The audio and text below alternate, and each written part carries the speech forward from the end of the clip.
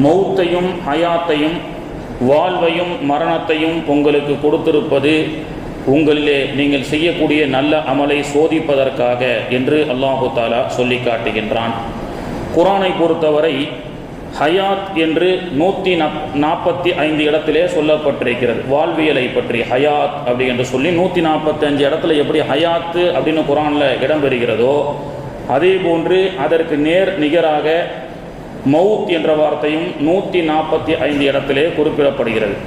துனியா என்று 115 இடத்திலே சொல்வதை போன்று ஆகிரத் என்ற வார்த்தை 115 இடத்திலே சொல்லப்படுகிறது. சந்திரன் என்று 27 இடத்திலே இடம்பெற்றிருப்பதை போன்று சூரியன் என்றும் அதே போன்று 27 இடத்திலே சொல்லப்பட்டிருக்கிறது. வானம் என்று 48 இடத்திலே சொல்லப்பட்டதை போன்று பூமி என்றும் 48 இடத்திலே குர்ஆனிலே சொல்லப்படுகிறது. இதிலே ஹயாத்து மவுத், வாழ்வு மரணம், இந்த மரணம் என்பது உலகத்திலே பிறக்கப்பட்ட எல்லா படைப்பினங்களுக்கும் பிறப்பு என்பது எப்படி உண்டோ அதே போன்று இறப்பு என்பது உண்டு. இப்போ மனிதன் பிறக்கக்கூடிய அந்த சம்பவத்தை பற்றி சொல்லும்போது பிரசவம் அப்படி என்று சொல்கின்றான். மனிதனுடைய பிறப்பை பற்றிய ஒரு சம்பவத்துக்கு தமிழன் வைத்திருக்கக்கூடிய பேர் என்ன? பிரசவம். அதனுடைய உள்நோக்கு அர்த்தத்தை நாம் பார்த்தால் பிறகு சவம்.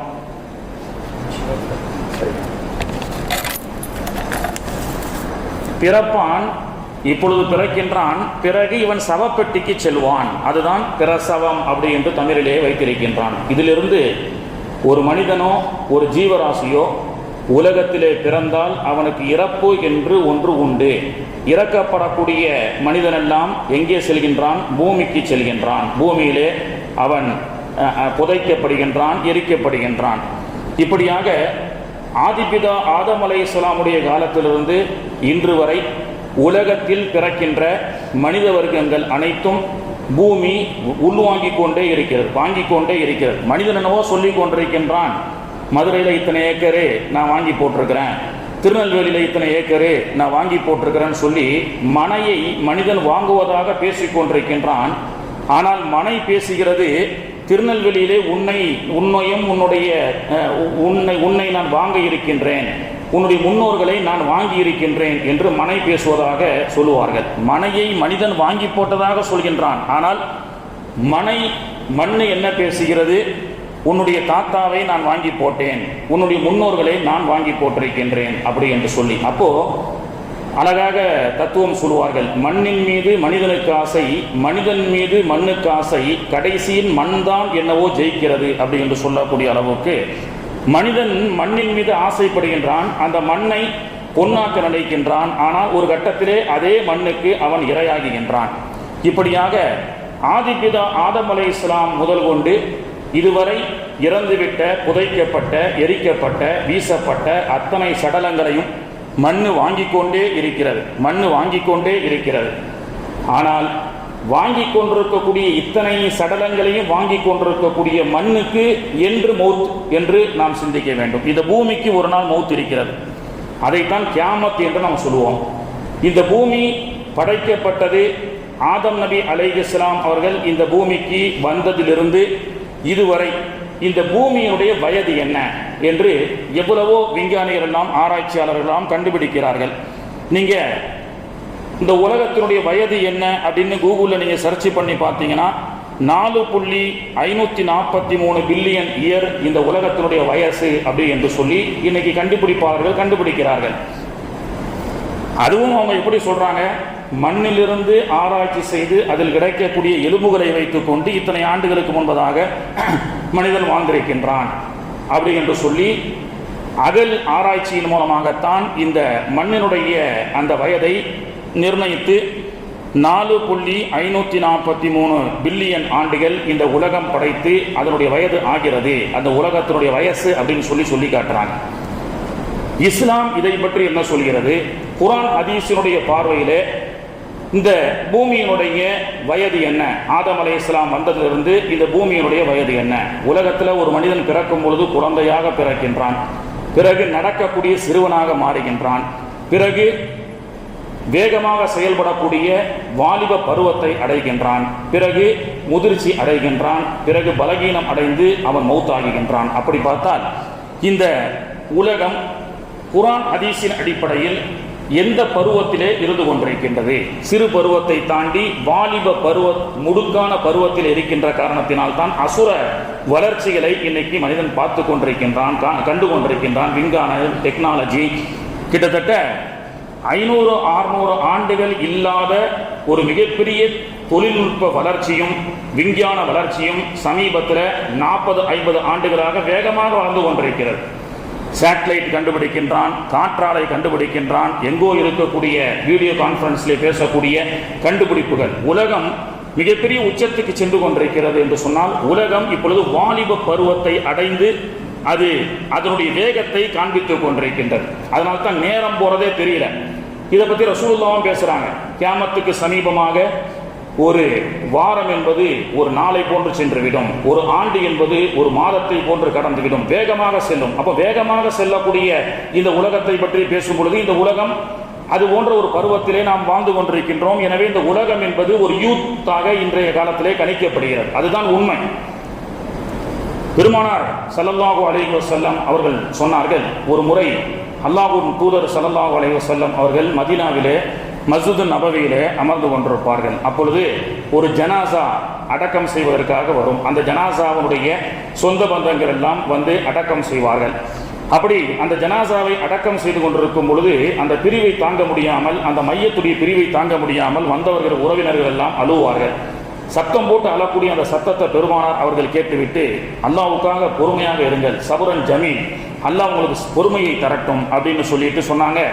உலகத்தில் படைக்கப்பட்ட எல்லா மனிதனும் ஒரு நாள் மண்ணுக்கு சென்றாக வேண்டும். அப்படி என்பதை தாண்டி ஒரு விஷயத்தை ரசூலுல்லாஹ் சொல்றாங்க. அதாவது எந்த மண்ணிலிருந்து ஒரு மனிதன் படைக்கப்பட்டானோ அந்த மண்ணுக்கு மீண்டும் மீண்டு செல்வான். அப்போ மனிதன் மண்ணால் படைக்கப்பட்டவன் அப்படின்னு குர்ஆன் சொல்லுது. அல்லாஹ் அர் ரஹ்மான் சூரால ஹலகல் இன்சான மின் சொல்சாலின் கல் ஃபஹார், மனிதன் கலவையான களிமண்ணிலிருந்து படைக்கப்பட்டிருக்கின்றான். கலவையான களிமண்ணிலிருந்து நான் மனிதனை படைத்தேன்.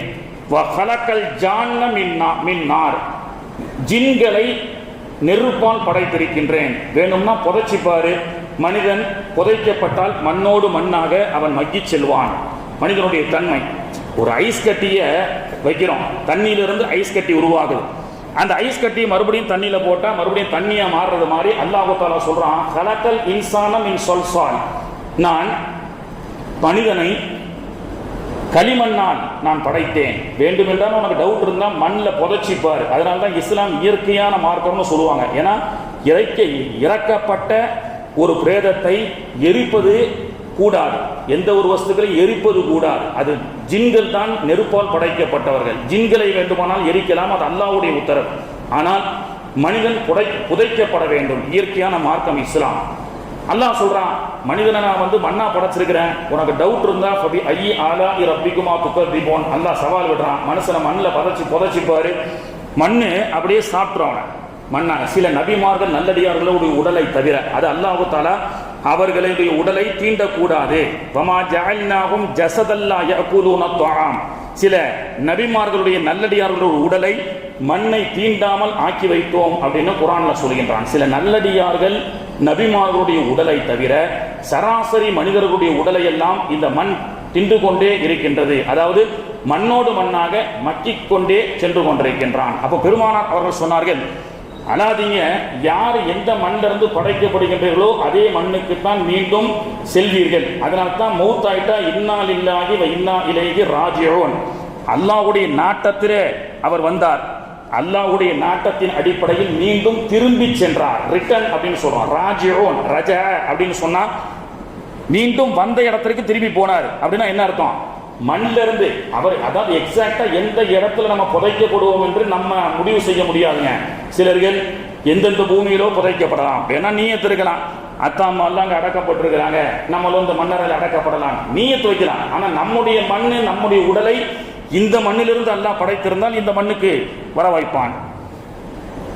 அப்போ பெருமானார் அவர்கள் சொன்னார்கள், எந்த மண், எந்த கலவையிலிருந்து ஒருத்தன் படைக்கப்பட்டாரோ அந்த மண்ணுக்கு மீண்டும் மனிதன் திரும்பி செல்கின்றான் அப்படின்னு சொல்லிட்டு, அடுத்து அந்த ஹதீஸிலே, அந்த சம்பவத்திலே பெருமானார் அவர்கள் சொல்கிறார்கள், நானும் அபூபக்கரும் உமரும் மதீனத்து மண்ணிலே படைக்கப்பட்டோம் அப்படி என்று சொன்னார்கள். அதனால்தான் எந்த மதீனத்து மண்ணிலே அல்லாஹ் தஆலா நாயகத்தையும் சித்திக் ரலியல்லாஹு அன்ஹு அவர்களையும் உமர் இப்னுல் கத்தாப் ரலியல்லாஹு அன்ஹு அவர்களையும் அல்லாஹ் படைத்தானோ அதே மண்ணுக்கு நாங்கள் மதீனாவிலே மீண்டும் அங்கே திரும்பி செல்வோம் அப்படி என்று சொன்னார்கள். அப்போ மனிதன் மண்ணால் படைக்கப்படுகின்றான்.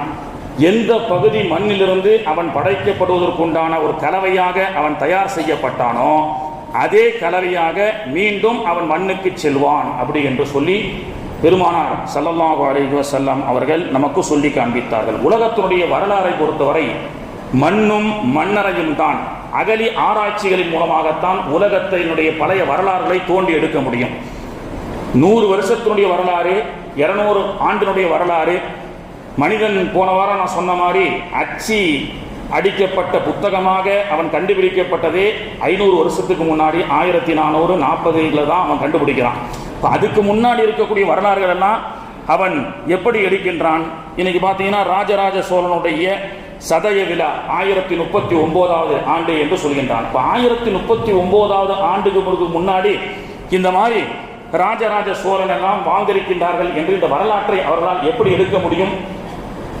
அடக்க ஸ்தலத்தில் இருக்கக்கூடிய சமாதிகளுடைய வரலாறுகளை கொண்டு தான் அவர்கள் எடுக்கிறார்கள். இன்னைக்கு பார்த்தீங்கன்னா மேலூருக்கு பக்கத்தில் கீழடி ஆய்வு அகலி ஆராய்ச்சி நிலையம் என்று சொல்லி அங்கே என்ன செய்யறாங்க, அங்கே இருக்கக்கூடிய மண்ணில் இருக்கக்கூடியதெல்லாம் தோண்டி எடுத்து பார்க்குறான்.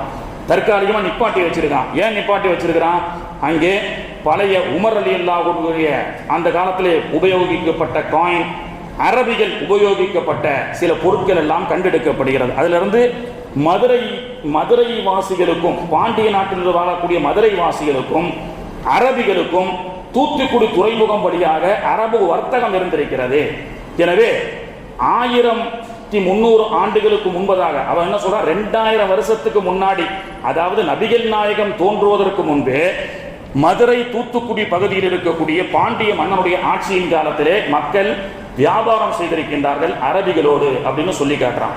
இப்போ அந்த அகலி ஆராய்ச்சிகளை தோண்ட தோண்ட பழைய வரலாறுகளை மண் சொல்லிக்கொண்டே இருக்கிறது. மண்ணால் தான் பழைய வரலாறுகளை சொல்ல முடியும். கண்ணியத்திற்குரியவர்களே, ஆக சகய விழா 1039 ராஜராஜ சோழனுடைய வரலாறு. பாண்டிய மன்னன் படையெடுத்து ராஜராஜ சோழனை படையெடுத்து ராஜராஜ சோழன் எல்லாம் தலைமறைவாக வாழ்ந்து கொண்டிருக்கக்கூடிய காலத்தில் அவருடைய மகள் குந்தவை நாச்சியா என்று சொல்லக்கூடிய 8 வயது சிறுமி, அரசனுக்கு உயிருக்கு ஆபத்து, 8 வயது சிறுமியை ஒரு சிரியாவிலிருந்து வந்த ஒரு இறைநேசரிடத்தில் ஒப்படைக்கின்றார்கள். 8 வயது சிறுமி குந்தவை நாச்சியா 8 வயதிலிருந்து 18 வயது வரை இன்றும் திருச்சியில் இருக்கக்கூடிய தபுலே ஆலம் நத்தர்ஷா வலியுல்லா என்று சொல்லக்கூடிய 1100 ஆண்டுகளுக்கு முன்பதாக சிரியாவிலிருந்து அவர்கள் இந்த இந்தியாவுக்கு வந்து திருச்சிக்கு வரும் பொழுது ராஜராஜ சோழனால் அவருடைய குடும்பத்திற்கு ஆபத்து ஏற்படுகிறது, பாண்டிய நாட்டு மன்னர்கள் படையெடுத்து வந்திருக்கின்றார்கள் என்பதற்காக அந்த 8 வயது குந்தவை நாச்சியாரை நத்தஹர் வலியுல்லாவுடைய அண்டர்டேக்கன்ல ஒப்படைக்கின்றாங்க. ஒரு சிறுமி. இன்னைக்கு நம்ம சொல்றோமா இல்லையா, ஒரு வயசுக்கு வந்த பெண் பிள்ளைகள் இஸ்லாமியருடைய நல்லடியார்கள்கிட்ட ஒப்படைங்க, அது பாதுகாப்பாக இருக்கும் இன்னைக்கு வரைக்கும் பேசுறாங்க. சமீபமா ஒரு 30 வருஷமாகத்தான் இது போன்ற வரலாறுகள்லாம் மறக்கடிக்கப்படுகிறது. 80களில் 90களில் ஒரு பெண் பிள்ளைய பாய் வீட்டில் விட்டுட்டு போங்க, அது சேஃப்டியா இருக்கும் அப்படின்னு சொன்னாங்க. திருமயத்துக்கு பக்கத்தில் இன்னைக்கும் 8 உயர்குல ஜாதி சார்ந்த பெண்கள் நகை ஆபரணங்களோடு அந்த காலத்தில் புதுக்கோட்டை மாவட்டம் திருமயத்தில் வரும் பொழுது அவர்களுக்கு கொள்ளைய கும்பல்களால் கொலை மிரட்டல்கள் இடப்படக்கூடிய நேரத்தில் பாபா ஃபக்ருதீன் என்று சொல்லக்கூடிய காட்டு பாபா பள்ளிவாசல் நீங்க போய் பார்க்கலாம். அங்கே அந்த 8 உயர்குல ஜாதியினுடைய பெண்களை எல்லாம் பாதுகாத்து அதற்காக இன்னுயிரை மாற்றி ஷஹீதாக்கப்பட்டவர்கள் பாபா ஃபக்ருதீன். ஏன் சொல்றேன்னா, தர்கா அது வேற ஒரு சப்ஜெக்ட், அங்க போய் எப்படி ஜியாரத் செய்யணும் வேற சப்ஜெக்ட். வரலாறு என்பது இது போன்ற சமாதிகளின் மூலமாக மண்ணறைகள் மூலமாகத்தான் நமக்கு கிடைக்கும். 400 ஆண்டுகளுக்கு முன்பதாக உயர்குல ஜாதியைச் சேர்ந்த 8 பெண்கள் கொள்ளைய கும்பல்களால் அகப்படும் பொழுது பாபா ஃபக்ருதீன் அவர்களை மக்கள் எல்லாம் சொன்னாங்க, இந்த பாபா இடத்துல போய் பாதுகாப்பு தேடுங்கன்னு சொல்லி. இன்னைக்கு நீங்க போனீங்கன்னா அவர்கள் சண்டையிட்ட யுத்தம் செய்த இடமும் அவர் ஷஹீதாக்கி கீழே விடப்பட்ட இடமும் அங்கே நீங்கள் பார்க்கலாம். ஆக அந்த 8 பெண்களை, கன்னி பெண்களை பாதுகாத்து தன்னுடைய உயிரை மாய்த்து ஷஹீதானவர்கள் 400 ஆண்டுகளுக்கு முன்பதாக பாபா ஃபக்ருதீன் திருமயத்திலே சென்று பார்க்கலாம். ஏன் இந்த வரலாறுகளை எல்லாம் நாம் சொல்லி காட்டுகின்றோம் என்று சொன்னால், சமாதிகளுடைய மண்ணறைகளுள் தான் மண் மட்டும்தான் பழைய வரலாற்றை தோண்டி எடுக்க முடியும். தோண்ட தோண்ட வந்து கொண்டே இருக்கும் அப்படின்னு சொல்றாங்களா இல்லையா? இப்போ உலகத்துல பொதுவாக என்ன சொல்றாங்க, இஸ்லாம் தீனுல் இஸ்லாம் என்பது 1400 ஆண்டுகளுக்கு முன்பதாக முகமது நபியின் மூலமாகத்தான் உலகமெங்கும் பரப்பப்பட்டது அப்படின்னு சொல்றாங்க. இது மிகப்பெரிய பொய். முகமது நபி வந்ததற்கு பிறகுதான் இஸ்லாம் வந்தது உலகமெங்கும் அப்படின்னு சொல்லுவாங்க. அப்புறம் ஏங்க நாங்கள் பக்ரீத் கொண்டாடுறோம்? 5000 வருஷத்துக்கு முன்னாடி இப்ராஹிம் அலைஹிஸ்ஸலாமுடைய நினைவாக பக்ரீத் கொண்டாடுகிறோமே, தீர்க்கதரிசி இப்ராஹிம் அப்படின்னு சொன்னீங்கன்னா ஆமா ஆமா, ஆனால் அது பலஸ்தீன் இது போன்ற நாடுகளிலே ஒன்று வந்தது. இந்தியாவுக்கு எப்போ வந்தது? இந்தியாவுக்கு நபிகள் நாயகம் ஸல்லல்லாஹு அலைஹி வஸல்லம் அவர்கள் இருக்கும் பொழுது இஸ்லாம் வந்தது. அதற்கு ஆதாரமாக கேரளா கொடுங்கலூர்ல மாலிக் பின் தீனார் பள்ளிவாசல் இருக்கு. 1400 ஆண்டுகள் ரசூலுல்லாஹ் அங்க மதீனாவுல இருக்கும் பொழுது இங்கிருந்து வணிக கூட்டத்தோடு சேரமான் பெருமான் என்ன செய்கின்றார், அரபு நாட்டிற்கு சென்று நபிகள் நாயகத்தை பார்த்த வந்த வரலாறெல்லாம் உண்டு. அப்போ 1400 ஆண்டுகள், 1350 ஆண்டுகளாக கேரளாவில் கொடுங்கலூர்ல மாலிக் பின் தீனார் என்ற ஒரு சஹாபி இங்கே ஒரு பள்ளிவாசல் கட்டி மார்க்க பிரச்சாரத்தை செய்தார்கள். அதிலிருந்து என்ன தெரியுது, இந்தியாவில் நபிகள் நாயகம் காலத்திலேயே இஸ்லாம் வந்தது அப்படின்னு சொல்றாங்க. ஆனால் அதையும் தாண்டி தமிழகத்தில் எப்பொழுது இஸ்லாம் வந்தது? இப்ப ராஜராஜ சோழனுடைய வரலாறை பார்த்தோம். குந்தவை நாச்சியா 8 வயதுல ராஜராஜ சோழனுக்கு உயிருக்கு ஆபத்து ஏற்படும் பொழுது அந்த 8 வயது குந்தவை நாச்சியாரை நத்தர் ஷா வலியுல்லாவுடைய அந்த பாதுகாப்புல வளர்க்க செய்யறாங்க. அப்போ 1100 வருஷத்துக்கு முன்னதாக, அதாவது ராஜராஜ சோழனுடைய அந்த சகாய விழா 1039 சொல்றாங்க. இப்போ 1039 ஒரு அந்த பிறந்த எத்தனை வருஷம் ஆச்சுன்னா ஒரு 1000 வருஷம் வச்சுக்கிடுங்க. இந்த குந்தவை நாச்சியா என்ற 8 வயது சிறுமி நத்தர் ஷா வலியுல்லாவுடைய சிரியாவில் இருந்து வந்த அந்த மகானுடைய தர்பார்ல வளர்க்கப்படுறாங்க 18 வயசு வரைக்கும். பிறகுதான் அவங்க மும்பைக்கு என்ன செய்யறாங்க, சிவாஜி என்ற அந்த அரசனை சந்திப்பதற்காக சென்று அவர்கள் மாறுகிறார்கள். அவர்கள் இஸ்லாத்தை ஏற்றுக்கொண்டதாகவும் வரலாறு உண்டு. அந்த அவர்களுடைய மன்னரை இப்பொழுது இருக்கக்கூடிய திருச்சியில் இருக்கக்கூடிய ஸ்ரீரங்க கோவிலில் இருப்பதாக கூட சில பேர் சொல்கிறார்கள். அதுக்கு நான் வரல. இந்த 8 வயதுலேருந்து 18 வயசு வரைக்கும் நத்தர் வலியுடைய தர்கால நீங்க போனீங்கன்னா அங்கே எழுதப்பட்ட குரான் இருக்கு. அந்த குரானை ஓதி வளர்ந்தவர்கள் குந்தவை நாச்சியா. அப்ப என்ன, தமிழகத்தினுடைய இஸ்லாமிய வரலாறு 1000 வருஷம் அப்படின்னு சொல்லி இந்த ஒரு வரலாற்றை வச்சு நம்மால் கணிக்க முடிகிறது. அதனால தான் அவங்க குரானை ஓதிக்கிட்டு இருக்கும் போது அவங்க செல்லமா வளர்த்த கிளியும் அல்ஹம்து சூரா ஓதுமா. அவங்க குரானை ஓதும் போது அது கிளி குரானை ஓதியது. கிளி குரானை ஓதிய காரணத்தினால் அது முபாரக்கான கிளியையும் அடக்கம் செய்து அதையும் வைத்திருக்கின்றார்கள். சரி, இப்ப 1000 வருஷத்துக்கு முன்னாடி தமிழ்நாட்டில் இஸ்லாத்துக்கு வந்துருச்சான்னு சொன்னா கிடையாது. அதுக்கு முன்பதாக இப்ப நம்ம எதுக்கு வரோம், பூமியினுடைய வயசு எவ்வளவு ஆதாரபூர்வமாக இஸ்லாத்தினுடைய வரலாற்றின் அடிப்படையில் நாம் பார்க்கின்றோம். சரியா? அப்போ இஸ்லாம் எப்பொழுது வந்தது தமிழ்நாட்டில்? ஜாம்பவான் ஓடை என்று சொல்லக்கூடிய முத்துப்பேட்டையிலே 130 வருஷத்துக்கு முன்னாடி ஒரு விவசாயி, அவர் நிலம் உழுது அவர் விவசாயம் செய்து கொண்டிருக்கின்றார். ஒரு நாள் ஒரு பெரிய பள்ளத்தை, ஒரு கிணறை தோண்டும் பொழுது திடீரென்று ரத்தம் பீரிட்டு அடிக்கிறது. சில ஆழம் அவர் தோண்டும் பொழுது ரத்தம் பீரிட்டு அடிக்கிறது. பார்த்து பயந்து கொண்டே அவர் ஓடி விடுகிறார். அவருடைய கனவிலே ஒரு மகான் சொல்லுகின்றார், நீங்கள் தோண்டப்பட்ட அந்த இடத்திலே நான் அடக்கம் செய்யப்பட்டிருக்கின்றேன். அவருடைய உயரம் மட்டும் 35 அடி. நான் 132 வருஷத்துக்கு முன்னாடி நடந்தது. என்னுடைய உயரம், நான் 3000 ஆண்டுகளுக்கு முன்பதாக மூசா நபியினுடைய காலத்திலே வாழ்ந்த ஒரு வைத்தியன், எங்கே ஜாம்பவான் ஓடை என்று சொல்லக்கூடிய முத்துப்பேட்டையிலே நடைபெற்ற 130 வருஷத்துக்கு முன்னாடி நடந்தது. இந்த இடத்துல நீங்க கிணறு தோண்டக்கூடாது, இது என்னுடைய மண்ணறை அப்படின்னு சொன்னாங்க. சரி, மண்ணறைன்னு சொன்னா கபரு ஒரு மையத்தை அடக்கும் பொழுது கிபுலாவை முன்னோக்கித்தான் அடக்கம் செய்யணும். சரியா? ஆனால் சில கபறுகள் மட்டும் பார்த்தீங்கன்னா பைத்துல் முகத்தஸை நோக்கி இருக்கும். மன்னரை நீங்க சிந்திச்சு பார்க்கணும். அந்த மாதிரி 3 கபறுகள் தமிழ்நாட்டில் இருக்கு. அப்போ அதுல இருந்து கிபுலா என்ற இந்த திசையை நோக்கிய இந்த வழிமுறையை தாண்டி நபிகள் நாயகத்துக்கு முன்னாடியே இஸ்லாம் இந்தியாவில் இல்லை, தமிழ்நாட்டிலே வந்துருச்சு. அப்போ 3000 ஆண்டுகளுக்கு முன்பதாக மூசா நபியினுடைய காலத்திலே வாழ்ந்த ஷேக் தாவூத் வலியுல்லா என்று சொல்லக்கூடியவருடைய அந்த மன்னரை, அது எப்போ கண்டெடுக்கப்படுகிறது? 132 வருஷத்துக்கு முன்னாடி ஒரு இந்து நபரால் தோண்டும் பொழுது ரத்தம் பீரிட்டு அடிக்கப்பட்டு அதற்கு இன்னைக்கு என்ன செய்யறாங்க, ஜியாரத்துக்காக ஏற்பாடு செய்திருக்கின்றார்கள். பிறகு ஒரு ஆலிமுடைய கனவிலே வந்து இறைநேசர்கள் விரும்புவது என்ன தெரியுமா? அதைத்தான் நாம் தெரிஞ்சுக்கணும். ஒரு ஆலிம் சமீபத்தில் ஒரு புத்தகம் எழுதியிருக்கிறார். 50 வருஷத்துக்கு முன்னாடி எங்கெங்கேயோ தன்னுடைய மருத்துவத்திற்காக சென்றவர். இதுவெல்லாம் கட்டு கதைகள் அல்ல, அனுபவபூர்வமாக. ஏன் சொன்னா பழைய வரலாறுகள் எல்லாம் மண்ணறை சமாதிகள் மூலமாகத்தான் நமக்கு தெரியும். ஒரு ஆலிம் 50 வருஷத்துக்கு முன்னாடி இதே ஜாம்பவான் ஓடையை தேடி அங்கே செல்கின்றார். எங்கெங்கோ மருத்துவம் பார்த்து அவருடைய நோய் குணமாகவில்லை. 3 நாள் தங்குகின்றார், அவருடைய நோய் குணமாகிறது. அவர் புறப்பட்டு வரும் பொழுது அவருடைய கனவிலே, அவர் ஒரு பாக்கவை, அவருடைய கனவிலே தோன்றி, வந்தீங்க, உடம்பு சரியாயிருச்சு, அல்லாஹ்வுடைய துவாவை கொண்டு நீங்க ஷிஃபா ஆயிட்டீங்க, நீங்க கிளம்புறீங்க, இந்த ஊருக்கு நீங்க எதனும் செய்யணும், நீங்க ஒரு ஆலிம்னு சொல்லி அந்த ஆலிமை தங்க வைத்து இங்கே மார்க்க கல்வியினுடைய மதரசாவை நடத்தி மக்களுக்கு தீன் வழிகாட்ட வேண்டும் என்று கனவிலே தோன்றினார்கள்.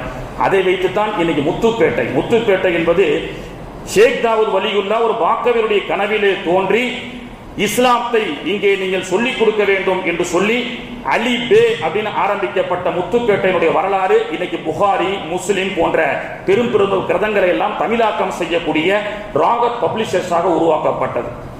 அப்போ இஸ்லாம் என்பது இந்த ஷேக் தாவூத் வலியுல்லாவுடைய அந்த அடக்கஸ்தலத்தினுடைய அந்த வரலாற்றை கொண்டு 3000 வருஷத்துக்கு முன்னாடியே மூசா நபிகளுடைய காலத்திலேயே முத்துப்பேட்டையில் இஸ்லாம் வந்திருக்கிறது, தமிழ்நாட்டில் இஸ்லாம் வந்துவிட்டது. சரி, 3000 வருஷம் தானா அப்படின்னு கேட்டா கிடையாது. இன்னைக்கு என்ன சொல்றாங்க? கல் தோன்றி மண் தோன்றா காலத்தே முன் தோன்றிய மூத்த குடிமகனால் பேசப்பட்ட மொழி தமிழ்.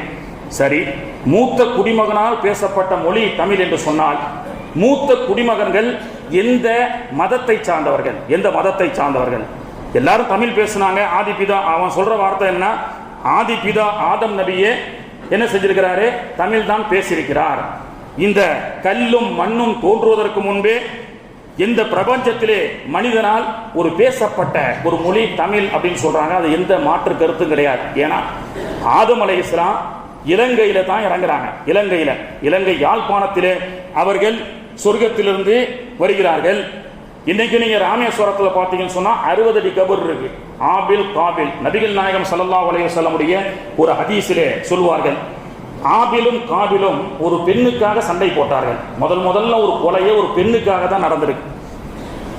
இவரும் ஒரு பெண்ணை விரும்புகின்றார், காபிலும் ஒரு பெண்ணை விரும்புகின்றார். ஒரு பெண்ணுக்காக 2 நபர்கள் விரும்புகின்றார்கள். காதல் சண்டை. அதிலே இருவருக்கும் சண்டை நடைபெற்று ஆபில் காபிலை குத்தி விடுகின்றார். இது குர்ஆன் சொல்லக்கூடிய வரலாறு, குர்ஆனுடைய வரலாறு. மௌத்தாயி பிரேதம் கிடக்குது. முதல்ல மனுஷன் படைக்கிறான், சாகடிச்சிட்டாரு, செத்து போயிட்டா என்னன்னு அவருக்கு தெரியாது. என்னடா மூச்சு பேச்சு இல்லாம கிடக்கிறானேன்னு சொல்லி அவர் முழிச்சிட்டு இருக்கிறார். யாரு? ஆபில். நடந்த சம்பவம் எங்க? குர்ஆன் சொல்லக்கூடிய வரலாறு ராமேஸ்வரத்துல தங்கச்சி மடத்துல நடந்திருக்கு இந்த பகுதியில. அப்போ என்ன செய்யறதுன்னு தெரியாத போதுதான் அல்லாஹ் தஆலா 2 காகத்தை வரவழைத்து 2ஐயும் சண்டை போட வைத்து ஒன்று இன்னொன்றை சாகடித்து அந்த காகம் தோண்டி புதைக்கக்கூடிய கஃனிட்டு மையத்தை அடக்கம் செய்ய வேண்டும் என்று சொல்லி ஒரு காகத்தின் மூலமாக அல்லாஹ் குர்ஆன் அந்த வரலாறையும் சொல்லி காட்டுறான். ஆபிலுக்கு காண்பித்ததற்கு பிறகுதான் ஆபில் காபிலை தோண்டி அடக்கம் செய்கிறார். அந்த அடக்கம் தங்கச்சி மடத்துல இருக்கு, ராமேஸ்வரத்துல இருக்கு. அப்போ இதுல இருந்து என்ன தெரியுது? ஆதிபிதா ஆதம் அலைஹிஸ்ஸலாம் அவர்களும் இந்த உலகம் தோன்றிய முதல் மனிதரே இஸ்லாமியர். அந்த இஸ்லாமியர் யார் என்று சொன்னால் ஒரு தமிழர். அவர் பேசிய மொழி என்ன? ஆதம் அலைஹிஸ்ஸலாம் எல்லா லாங்குவேஜையும் பேசியிருக்கிறாங்க. ஆனால் அதில் பெரும் பகுதியாக இன்று இலங்கை ராமேஸ்வரம் இந்த பகுதி 60 அடி ஆளுங்க, அவங்க நடந்தே போவாங்க. இன்னைக்கு ராமர் பாலம் சொல்றான். அந்த காலத்துல அவர்களுக்கு கடல் எல்லாம் கரண்டைக்கார அளவுக்கு தான் தண்ணி இருக்கும். அந்த அளவுக்கு நடக்கக்கூடிய அல்லாஹ் உயரத்தை அல்லாஹ் கொடுத்திருந்தான். அப்போ இஸ்லாம் இந்த உலகத்திலே தோன்றியது, குறிப்பாக தமிழகத்திலே தோன்றியது. இஸ்லாம் தமிழகத்தில் தான் தோன்றியது. ஆதிபிதா ஆதம் அலைஹிஸ்ஸலாம் முதல் கொண்டு இஸ்லாம் தமிழகத்திலே தோன்றியது. கல் தோன்றி மண் தோன்றா காலத்தே முன் தோன்றிய மூத்த குடிமகனால் பேசப்பட்ட மொழி தமிழ் மட்டுமல்ல, கல் தோன்றி மண் தோன்றா காலத்தே முன் தோன்றிய மனிதனுடைய மார்க்கமும் இஸ்லாம் அப்படி என்று சொல்லி வரலாறு இன்னைக்கு சொல்லி காண்பித்து இன்று இஸ்லாத்தினுடைய குர்ஆன் ஹதீஸின் அடிப்படையில் இந்த உலகத்தினுடைய வயது என்ன, இந்த வார தலைப்பு இந்த பிரபஞ்சத்தின் வயது என்ன அப்படின்னு தான் போட்டிருந்தேன். இந்த பிரபஞ்சத்தின் வயது இன்னைக்கு கண்டுபிடிப்பின் அடிப்படையில் 4.543 பில்லியன் அப்படின்னு சொல்றான். ஆனா அது அல்ல, அது தவறு. ஆதிபுதா ஆதம் அலைஹிஸ்ஸலாம் இந்த உலகத்திலே இலங்கையிலே வந்து தமிழராக அவர்கள் வந்த வரலாறு தமிழகத்திலே வந்திருக்கிறது. இஸ்லாம் தமிழகத்திலே வந்திருக்கிறது. ஆதிபிதா ஆதம் அலைஹிஸ்ஸலாமிலிருந்து இதுவரை இந்த வாழ்க்கையினுடைய வரலாற்றினுடைய வயது என்பது 14,000 15,000 ஆண்டுகள் இந்த உலகம் படைத்து தோன்றியது. உலகம் படைத்து வேண்டுமானால் எப்படி வேணாலும் இருக்கலாம். ஆனால் ஆதம் அலைஹிஸ்ஸலாமிலிருந்து இதுவரைக்கும் இந்த உலகத்தினுடைய வயது குர்ஆன் ஹதீஸின் அடிப்படையில் 14,000 ஆண்டுகள். தமிழகத்தில் ஆதிபிதா ஆதம் அலைஹிஸ்ஸலாம் தோன்றும் பொழுதே தமிழகத்தில் இஸ்லாம் வந்துவிட்டது என்ற வரலாற்றை நாம் தெரிந்து கொண்டு இன்னைக்கு பொய் புரட்டுகள் சொல்லக்கூடிய முகமது நபி வந்ததற்கு பிறகுதான் இஸ்லாம் பரவியது, 1400 ஆண்டுகளாகத்தான் இஸ்லாம் வந்தது. அப்ப இப்ராஹிம் அலைஹிஸ்ஸலாம் 5000 வருஷத்துக்கு முன்னாடி வந்து மில்லத் அபீக்கும் இப்ராஹிம்னு சொன்னாங்களே அப்படின்னு கேட்டா அதுவெல்லாம் அரபு நாட்டில இருந்து வந்தது. இன்னொரு பச்சை பொய் என்னன்னு சொன்னா இஸ்லாம் வாளால் பரப்பப்பட்டது. இன்னைக்கு வரைக்கும் சொல்லிட்டே இருக்கிறானா இல்லையா? வாளால் பரப்பப்பட்டது. எந்த ஒரு வரலாறும் இஸ்லாமியர்கள் மிரட்டி ஒரு கிறிஸ்தவர்களையோ மாற்று மத சகோதரர்களையோ மிரட்டி கொலை செய்து மார்க்கத்தை ஏற்றுக்கொள்ளும்படி செய்ததாக எந்த வரலாறும் இல்லை. மாறாக ஆரம்ப காலத்திலிருந்து இஸ்லாமியர்கள் தான் கொடூரர்களால் மார்க்கத்தை விட சொல்லி கொடுமைப்படுத்திய வரலாறுகள் நிறைய உண்டு. அதிலே இன்னைக்கு அமெரிக்காவுடைய வரலாற்றை எடுத்துக் கொள்ளுங்கள். சர்வாதிகார ஆட்சின்னு சொல்றான். இன்னைக்கு வந்திருக்கக்கூடிய அவர் ஜனாதிபதி இஸ்லாமியர்கள் அமைதியை தான் விரும்புகிறார்கள், இஸ்லாமியர்களுடைய ஓட்டுகள் தான் எங்களுக்கு வந்ததுன்னு சொல்லலாம். ஆனா இதுக்கு முன்னாடி ஈராக் போன்ற இஸ்லாமிய நாடுகளை என்ன குண்டு வைத்து கிட்டத்தட்ட 2 லட்சம் மக்களை, அப்பாவி மக்களை, குழந்தைகளை கொலை செய்த பயங்கரவாதிகள். இது காலம் காலமாக நடந்து வந்து கொண்டிருக்கின்றது. இன்னைக்கும் பாத்தீங்கன்னா இஸ்லாமிய மக்களை தீவிரவாதியாகத்தான் சித்தரிக்கிறான். நான் எதுக்கு சொல்றேன்னா மண்ணுக்கு கீழே தாங்க உண்மைகள் புதைந்து கிடக்கும். அதனால தான் அந்த சமாதிகள் எல்லாம் இன்னைக்கு வந்து இதனுடைய வரலாறுகளை நாம் தெரிந்து கொள்ள வேண்டும். இன்னைக்கு என்ன சொல்றான் படத்துல காஷ்மீரில் இருந்து சுமார் 8000 நபர்கள், வாலிபர்கள், குடும்பத்தார்கள், ஆண்கள் எல்லாம் பாகிஸ்தானுக்கு தீவிரவாத பயிற்சிக்காக சப்ளை செய்யப்படுகிறார்கள். அங்கே பயிற்சி அளிக்கப்பட்டு அல் கொய்தான்றான், ஹிஸ்புல்லான்றான், எல்லாம் பச்சை பொய். 8000 வாலிபர்களை காணவில்லை. அதற்கு காரணம் என்ன அப்படின்னு கேட்டா இவங்க எல்லாம் பாகிஸ்தானுக்கு போயிட்டாங்க, என்ன இந்த இயக்கத்துக்கு போயிட்டாங்கன்னு சொல்லி பொய் சொல்லிட்டு இருக்கிறான். சமீபத்தில் காஷ்மீர்ல நடக்கப்பட்ட ஒரு அகழ்வு ஆராய்ச்சியிலே ஆயிரக்கணக்கான உடல்கள் தோண்டி எடுக்கப்பட்டது. அதை பார்த்த ஐநா உரிமையிலே இருக்கக்கூடிய மனித உரிமையை சார்ந்த ஒரு ஆபீசர் கூட வீடியோல பேசுறார். மோர் தென் 10,000 ஆஃப் விடோ இன் காஷ்மீர் அப்படின்னு சொல்றார்.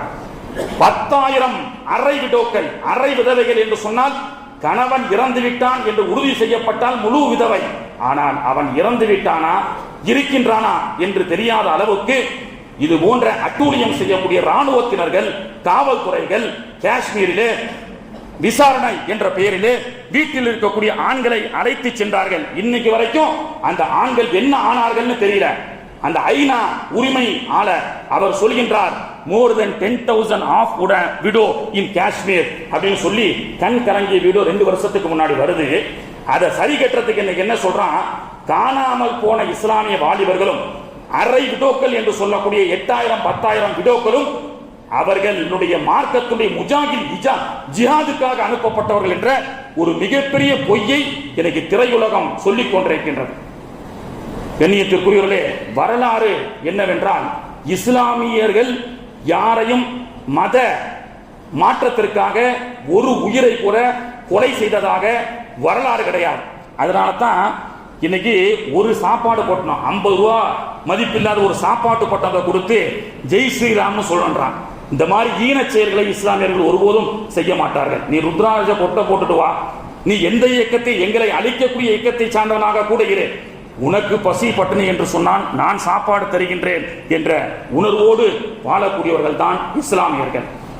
கண்ணியத்திற்குரியவர்களே, அப்துல்லா இப்னு சஹமி ரலியல்லாஹு அன்ஹு அவர்கள் உலகத்தில் பெருங்கொண்ட மதம் என்று சொல்லக்கூடிய ஒரு மதத்தினர்களால் கைது செய்யப்படுகிறார்கள், கடும் சித்திரவதை செய்யப்படுகிறார்கள். ஏன்? இஸ்லாத்தை விட்டுவிடு, இஸ்லாத்தை அப்துல்லா இப்னு சஹமியே இஸ்லாத்தை விட்டுவிடு, எங்கள் மார்க்கத்தை ஏற்றுக்கொள். அதான் உலகம் ஃபுல்லா உன்னுடைய மார்க்கம் நிறைய இருக்கிறதா, எத்தனை பேர் வந்தானா உனக்கு பத்தாது. அப்போ அப்துல்லா இப்னு சஹமி கடும் சித்திரவதை செய்யப்படுகிறார். ஈட்டி முனையில் நின்றாலும் ஈமானை விடமாட்டோம் என்ற கொள்கையை நாயகம் நமக்கு கற்றுக் கொடுத்தார்கள் அல்லவா? விடவில்லை. அடுத்து அந்த அரசன் ஒன்று சொன்னான், அப்துல்லாவை பட்டினி போடு என்று சொன்னான். பல நாட்கள் பட்டினி, வயிறு முதுகோடு ஒட்டியது, கூனும் குறுகியமாக ரொம்ப மயக்கமடைந்து இருக்கின்றார்கள். அவருடைய தர்பாருக்கு ஒரு சாப்பாடு கொண்டு வந்து சிப்பாய்கள் வைக்கின்றார்கள். தட்டை திறந்து பார்த்தால் இஸ்லாத்தில் அனுமதிக்கப்படாத இறைச்சியும் மதுபானமும் வைக்கப்பட்டது. திரும்பி கூட பார்க்கவில்லை. அடித்து துன்புறுத்தி பார்த்தோம், இஸ்லாத்தை விடமாட்டேங்கிறார். பட்டினி போட்டு ஹராமை சாப்பிட வைத்து பார்த்தோம், இஸ்லாத்தை விடமாட்டேங்கிறார். அப்படி என்று சொல்லி ஒரு வழியாக மரண தண்டனை கொடுக்கும் பொழுது மரண மேடையை, தூக்கு மேடையை பஞ்சி மேடையாக ஏற்றுக்கொண்ட அப்துல்லா இப்னு ஸஹமி தேம்பி தேம்பி அழுதார்கள். சிப்பாய்கள் கேட்டார்கள், ஏன் அழுகிறீர்கள்? உயிர் பயம் வந்துவிட்டதா அப்படி என்று கேட்கும் பொழுது அப்துல்லா இப்னு ஸஹமி ரலியல்லாஹு அன்ஹு அவர்கள் சொன்ன வார்த்தை சரித்திர வரலாற்றிலே பதிவு செய்யப்படுகிறது. அப்துல்லா இப்னு ஸஹமி சொன்னார், உயிருக்கு பயந்து நான் அழவில்லை. இவ்வளவு பெரிய உடலிலே இந்த இஸ்லாத்திற்காக, தீனுக்காக விடுவதற்கு ஒரே ஒரு உயிரை மட்டும் தானே இறைவன் எனக்கு கொடுத்திருக்கின்றான். உடலில் உள்ள ரோமத்தின் அளவு அல்லாஹ் எனக்கு உயிரை கொடுத்திருந்தால் அத்தனை உயிர்களையும் இஸ்லாத்திற்காக நான் விட்டிருப்பேன் என்று அப்துல்லா இப்னு ஸஹமி ரலியல்லாஹு போன்ற தியாகிகள் எல்லாம் இந்த பூமியிலே புதைக்கப்படும் வரை, விதைக்கப்படும் வரை இது போன்ற தியாகிகள் உலகத்திலே உருவாகி கொண்டே இருப்பார்கள். அப்துல்லா இப்னு ஸஹமி போன்ற தியாகிகள் எல்லாம் புதைக்கப்பட்டவர்கள் அல்ல, விதைக்கப்பட்டவர்கள். அப்படி வீர தீரமிக்க இஸ்லாமிய வரலாறு, விதைக்கப்பட்ட வரலாறு உண்டு. அப்படி விதைக்கப்பட்ட இஸ்லாம் தான் இன்னும் எவ்வளவு எதிரிகளால், ஊடகங்களால், பயங்கரவாதிகளால், குண்டு சத்தங்களால் முழங்கிக் கொண்டு அன்றாடம் பிஞ்சு குழந்தைகளையும் பெண்களையும் காவு கொடுத்துக் கொண்டிருந்தாலும் இஸ்லாம் மீண்டும் மீண்டும் தலை தூக்கி எந்திரிச்சு கொண்டே இருக்கிறது. இஸ்ரேல் நாட்டினுடைய ஒருத்தர் பேசியிருக்கின்றார், இஸ்ரேலுடைய அழிவு காலம் நெருங்கிவிட்டது. கிட்டத்தட்ட 22,000 அப்பாவி மக்களை கொன்று குவித்த இஸ்லாமிய பயங்கரவாதம் இன்னும் சில நாட்களிலே சவப்பெட்டிக்கு செல்ல போகிறது அப்படி என்று சொல்லி சொல்லப்பட்டிருக்கிறது. ஏன் இந்த சமூகம் எவ்வளவு தான் அடிச்சாலும் தாங்குறான்? ஏன்னா அப்ப கூட ஈமானை விட மாட்டேங்கிறான். இஸ்லாத்தை விட்டுறேன்னு யாராவது சொல்றானா? இல்லையே. இந்த மௌத் என்பது that is not a end, the mouth is a beginning என்று சொல்லக்கூடிய மரணம் என்பது வாழ்வின் இறுதி அல்ல, அதுதான் என்னுடைய வாழ்வின் துவக்கம் என்ற அந்த முழக்கத்தோடு இந்த இஸ்லாமியர்கள் வாழ்ந்து கொண்டிருக்கின்றார்கள்.